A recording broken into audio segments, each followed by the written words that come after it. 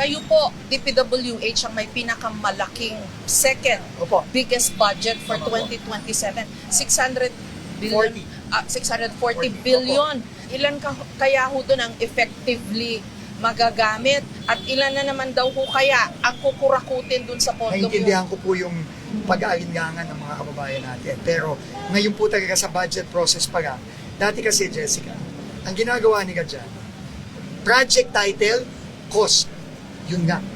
Walang dokumento, walang plano, hindi base sa mga master plan, walang coordination sa ating mga lokal na pamahalaan. Ngayon po, talagang hindi na natin pinayagan yon. Lahat ng project na nakapaloob sa budget na yan, kailangan lahat yan may plano.